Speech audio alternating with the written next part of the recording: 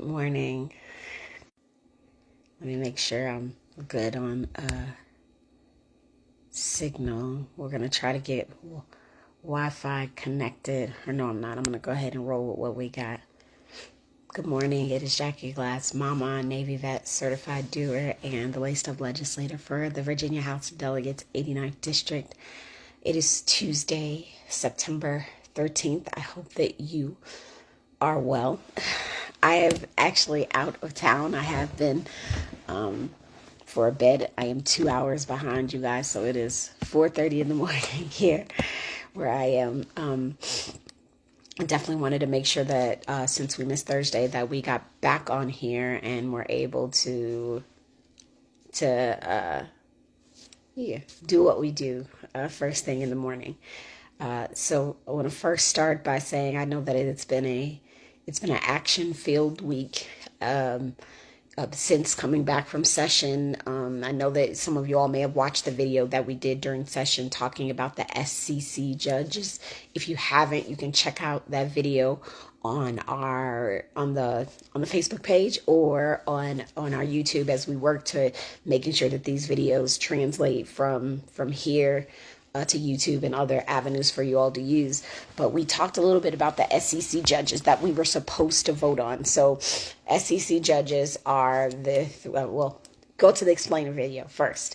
But however, we ended up not voting on the SEC judges, right? Like we are in a place right now where the House of Delegates in the Senate could not agree on an appointee.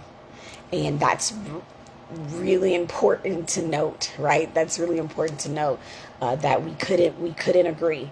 And because we couldn't agree, good morning, Stephen, because we couldn't agree, we left without finishing our business. Here's the deal, right? When the House of Delegates left and adjourned on last week, we adjourned what's called sine die, or sine die, depends on how you say it. That means that we're done, right? We're done until we go back into session, regular session in January of next year. I think session starts on January 11th or 12th next year. And so we're saying to you all in the Commonwealth that we're done with our business. However, the Virginia Senate voted to go into recess, right? That means that they're saying that they're not done with the business of the Commonwealth because we still haven't appointed this judge. Now, the logic here is there's some thought that if we all adjourn, right? If we all adjourn and we say we're done for the year, then that may give the governor some limited powers to just pick whoever this judge is, rather than us do the legislative process of appointing or electing. Because we talked about the fact that when we vote on a judge, it's actually us electing that judge. So that's kind of a big deal here because, as we talked about in our video, these SEC judges are responsible for price regulation, determining what's affordable, whether it's house care, child care, whether it's health care, utilities, all these different things.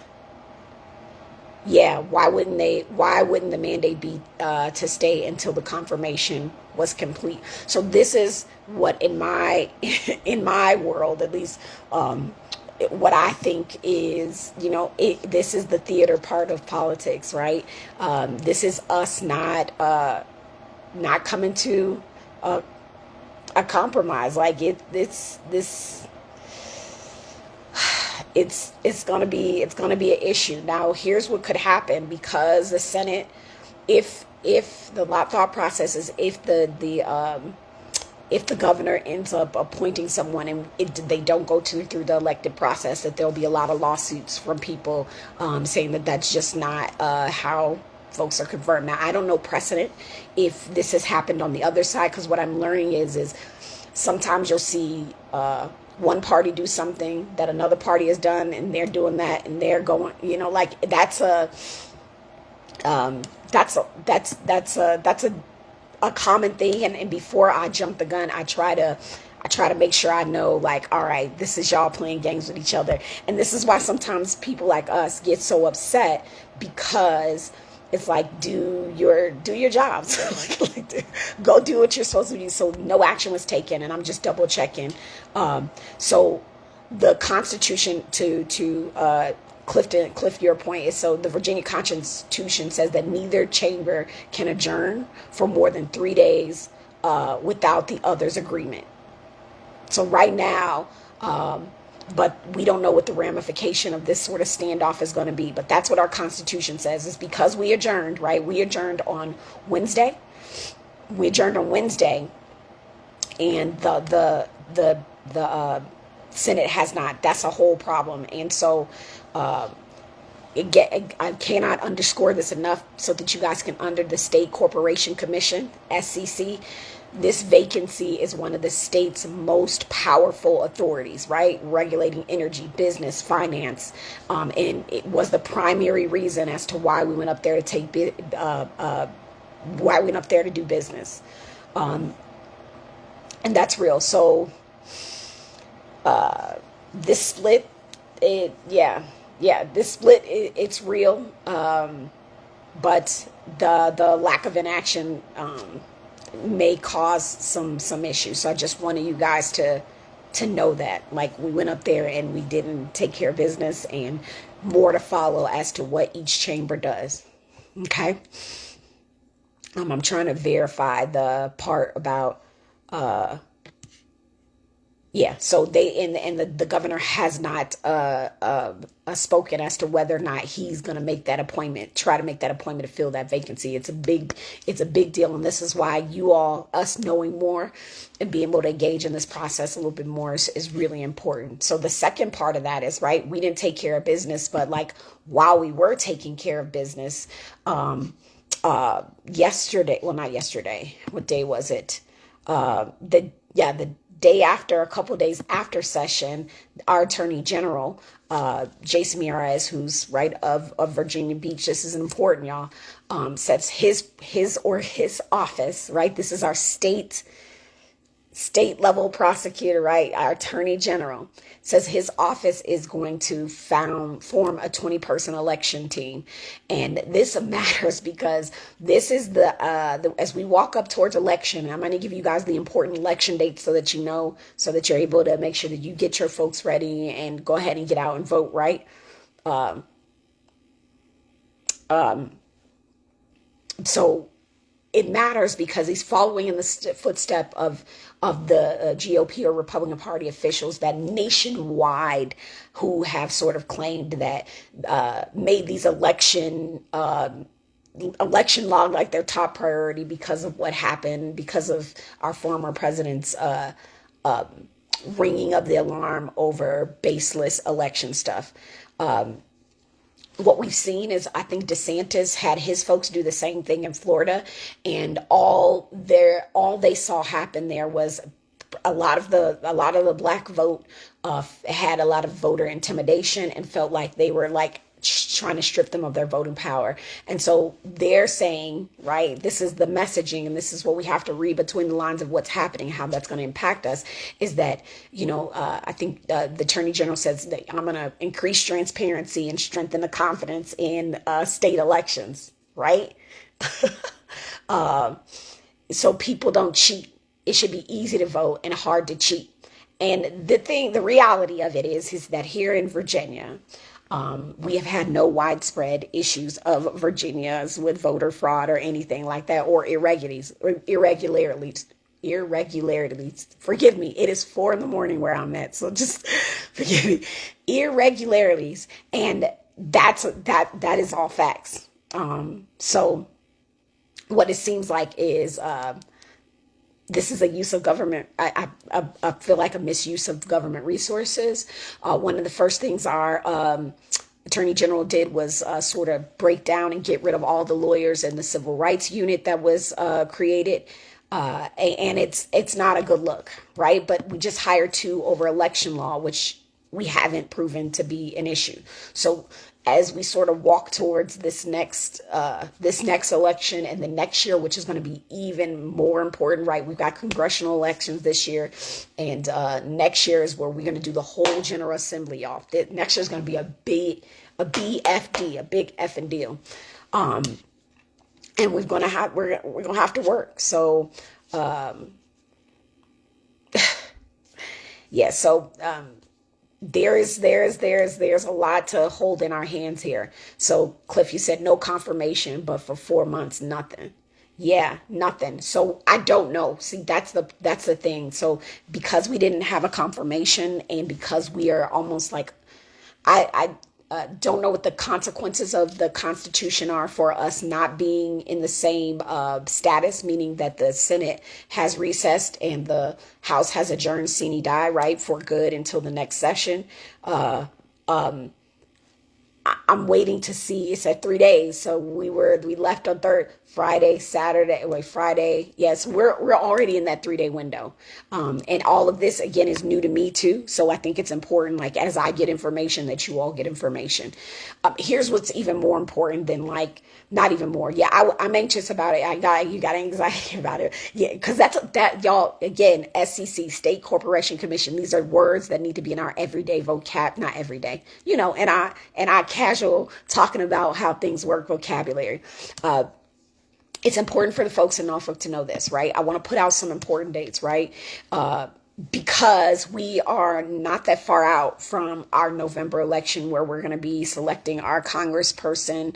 I can't remember what else is on the ballot, but we, due to redistricting, all of Norfolk is in the third congressional district. Excuse me. We used to have where we were split between two congressional districts. Congressional District 2 and 3. So that's why some people in Norfolk had Elena Laurie as their congressperson. Some people had Bobby Scott as their congressman. And so now everyone will be in the third. Everybody in the city of Norfolk will be in the third congressional district. There were some changes to precincts. You all should have got a card in the mail from the registrar, a little card that said, hey, here's your precinct, here's where you are, here are your new districts.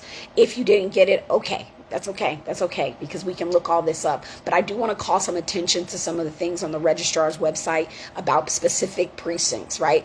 If you lived in Easton, your precinct has changed to Calvary Revival Church. So Easton, if you voted at the Easton precinct, it's now a Calvary Revival, which is off of Poplar Halls in the military circle area. Those postcards are supposed to be mailed again. It says they're going to be mailed, but they should have. But you can check your status online at elections.virginia.gov. Okay, elections.virginia.gov is where you can check your status.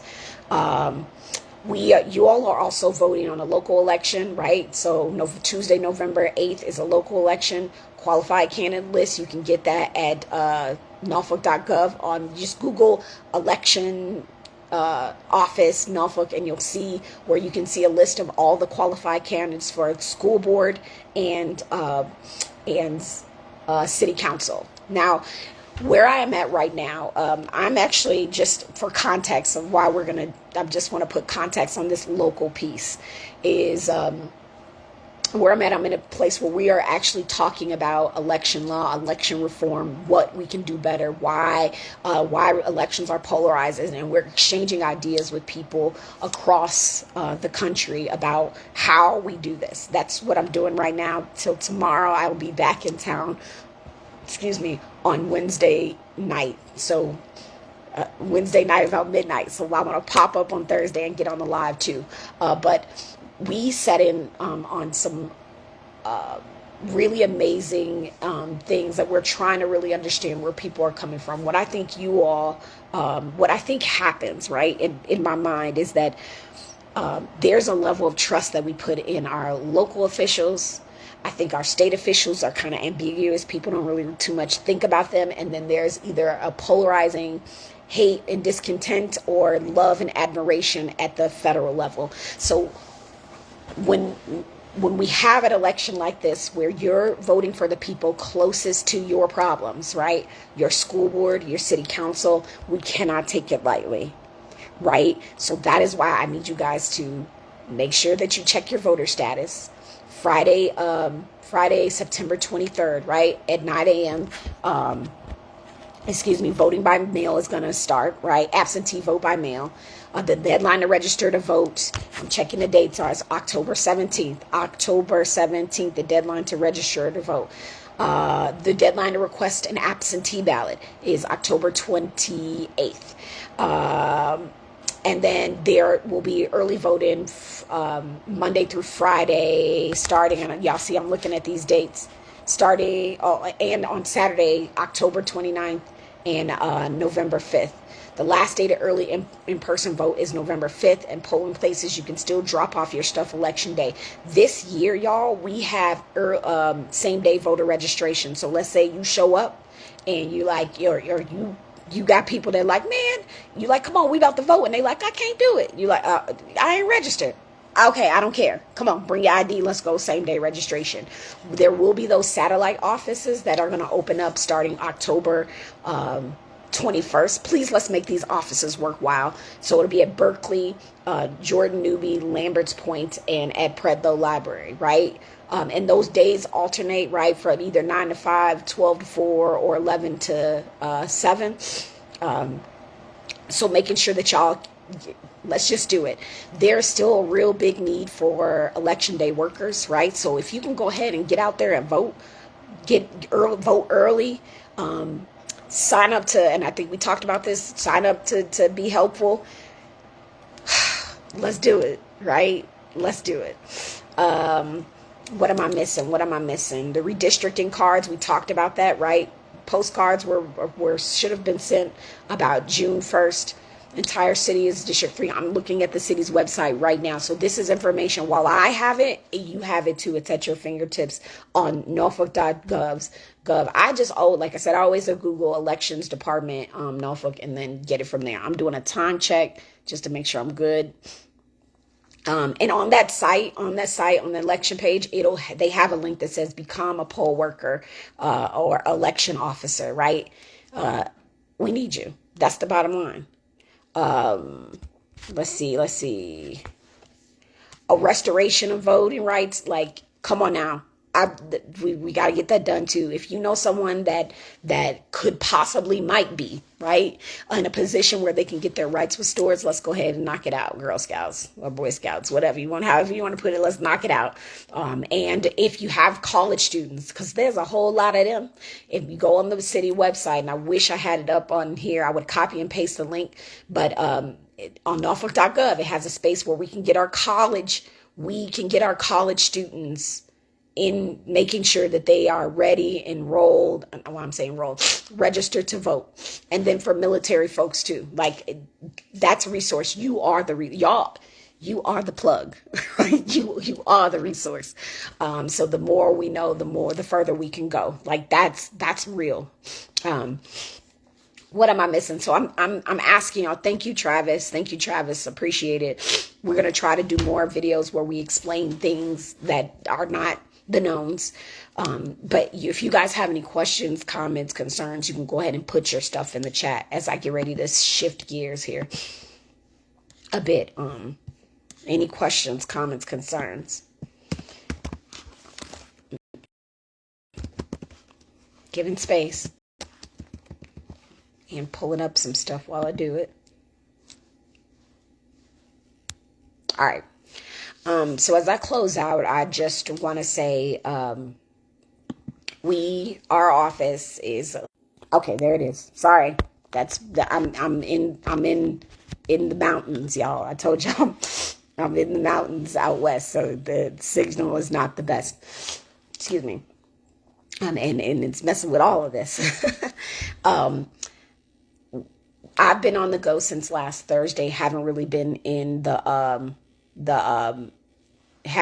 office since before session. And so one thing I know within the next week,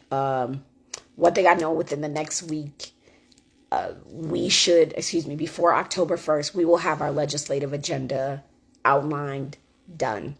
or at least until, at least at a point where we drafted a lot of the bills and a lot of the budget, like have our budget amendment stuff done that we need, and the initiatives that we want to do over the coming year.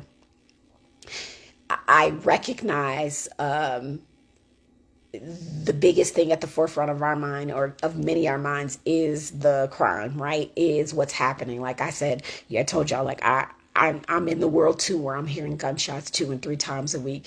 I'm in the world too, where I'm like, wow, we barely have enough officers. What are we? When will we stop hemorrhaging? I'm in the world too, where it's like, if we mess it up our own money,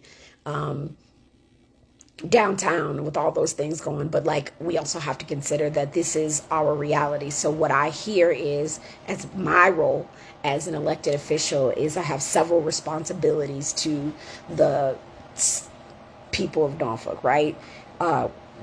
We need to go find some money, right? And we've already built out a plan, and sort of had some conversations, as I said before, with the governor's people, with some of the Secretary of Public Safety's folks, of just really getting clear on how we make it clear that we are a city in crisis, and we need, and I'm here for it. Everybody's got shortages, but just looking at what's happening in our world because of the shortage, I think the Commonwealth needs to do us a service by helping us pick up the tab on some things. We have some energy stuff that we'll be doing, and that's a couple energy bills, and then some juvenile justice stuff. But what we will do is we're going to get with our city, right? Because we need to get with our local electeds to make sure we're hearing what they're saying and hear their agenda, so that we can pull our full clan together with the understanding of what you all have, what our local leadership has, and then get ourselves ready to go up to the state, because session starts in January, and everything pretty much shuts down start in November. Like, the ball rolls downhill. So stand by on that should be in October. In my mind, I know that it's only September 13th. It's already October to me. The way the world works, it's already October. So Travis, you said smoking and kids legislation. I did see your emails in there. Just know that I have not been in the office to connect. Well, hopefully the end of today or sometime today, I'll have the opportunity to connect with my chief of staff to get updated because we're behind from last week. When I say we're behind on emails, we are behind, but that's only because I've been on the go. And so I'm behind, but we'll get you on the schedule to talk about that. There's also something else you emailed about the smoking and kids legislation. And then Travis, as you all know, Travis and James Shull are 2 members of our village, right? All of us, right? That are working on the ranked choice voting information. Like, that is a big deal as well. So want to be making sure we're giving them some space to do that. I will be rescheduling our town hall for this year, this month. Yeah, for for September, because it's that Saturday is jam packed, and we're not gonna be competing with Hampton versus Norfolk State. We just not gonna do that around here. That's not good for business. We're not gonna do that. Can you still get summer school education, more classes, or record it? Travis, I'm trying to figure that out. I know that summer school, I did not record it this year for the sake of being able to really critique the work that we did or did not do. I wish I had recorded at least one of each of them. But we will be making sure that we have more educational classes for you all, because what I've found is that better advocates make better policy, and I feel like summer school helped people realize that we don't have to be brilliant on every freaking thing, right? Like, you don't have to know it all. I didn't magically get elected and know all the things. The reason we become successful is because we actually operate as a community, because we hold each other accountable for the things that matter to us. And by we, I mean y'all hold me in my office accountable. Like Travis, like, yo, I sent you this email. I need you smoking in parks and stuff. Like, I sent you this stuff. We need to get, like, there is a deep level of accountability on you all having your things. And in summer school, people found their things. right? They found what mattered to them. And some of them are working on legislation. Some of them realize, hey, I need to go to my civic league. Have you been to your civic league? Right? Like, I need to go to my civic league. I need to get involved in my backyard, because no one on this call can change the world, but we can change our corner of the world. You've heard me say it. I'm going to say it again, that there's not one thing that fixes everything. Change is incremental. So by you having your thing, and if that thing is sidewalks and ADA accessibility of sidewalks, meaning making sure that people are able to get up on the sidewalks and use our sidewalks properly, and you want to get at me about that, or you want to get at the local government, that's fine. We need you. Everything, because I did just get an email, and I can't stop thinking about it, y'all. I cannot stop thinking about this, about the fact that we have people in our city, right, that right now use our sidewalks and sometimes have to go out into the street, and they're differently abled, right? They are on in a motorized car, not car. Goodness gracious. Yes, I keep reminding myself it's 4:30. Wheelchair. And because Lime scooters are all over the sidewalks, they can't get through. Like, what do we do if there's Lime scooters in the way of me being able to use the sidewalk? And so some of the research that I've done since we got that thing, the question is, like, is that a city initiative with the, do I let my local elected know, hey, I received this, what's the MOU, the memorandum of understanding between you all and the scooter people? Is there a better way? What are other cities doing to make sure that these things don't stay on sidewalks and prevent? Like, that's a real thing. And that's not something I wouldn't have just thought about that, because I see Lime scooters on the sidewalk all the time. We need you to be passionate about your thing and hold us accountable, because this governance thing is about three things, right? We know it's ABC, simple as ABC: accountability, boldness, and coalition buildings. We have to hold folks accountable, ourselves too. We have to be bold in our decision, call a spade, do what we say we're going to do, and build the coalitions to do it. That's what we're doing here. I'm going to read this last thing, and I'm going to get going. I'm going to try to get another hour or two of sleep before I have to be up and on the go.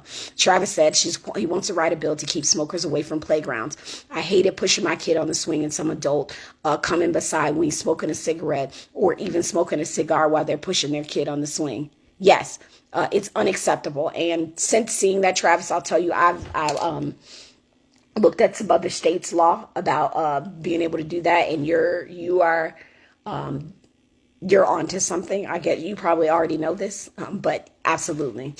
And so, good question about the civic league. Then I'll ask it again, Lisa.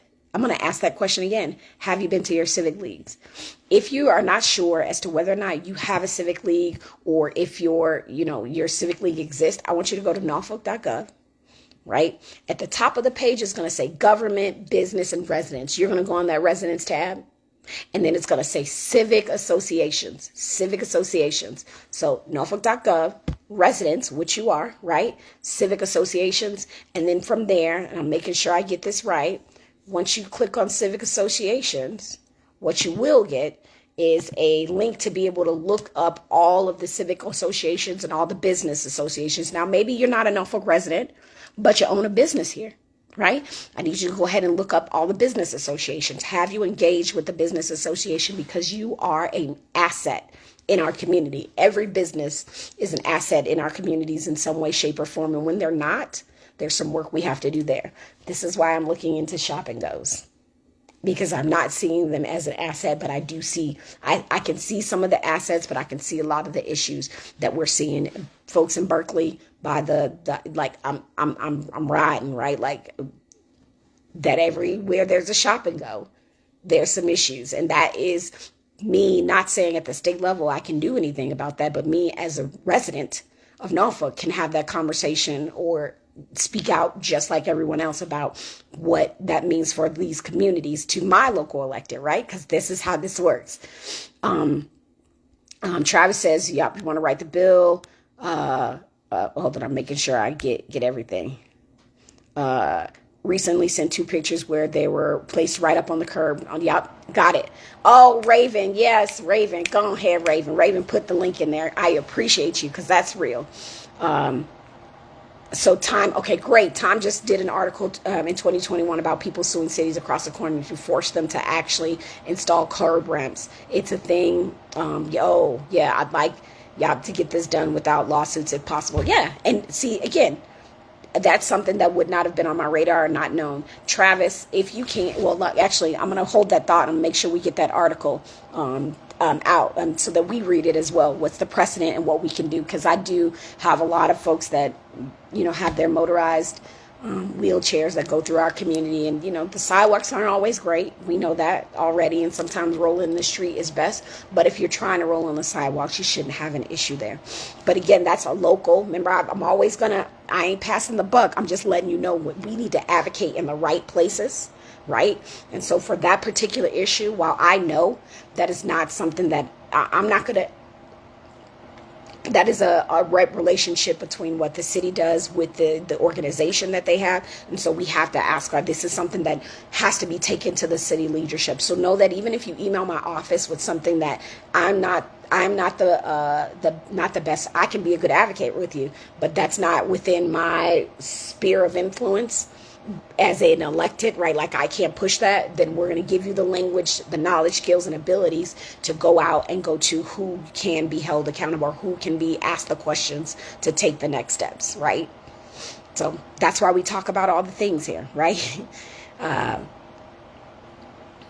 Okay, got it. I'm working on that for that education. Thank you so much, Travis. You are amazing. All right, so as I told y'all, I'm doing a time check. I'm already 10 minutes over, and it's 5:10 here. I'm gonna cry and get a little bit of sleep, y'all. I'll try and get just a little bit. That you have the chance to take control of it, or control what you can, and make the most out of it. Figure out that one thing that you want to get done this week. That's what I'm working on because I'm out of town and I feel anxiety about. Okay, I think I'm back. There we go. Sorry, you lost me. My bad. So because I'm out of town, I have anxiety about not being up to date on all the things that I want to do.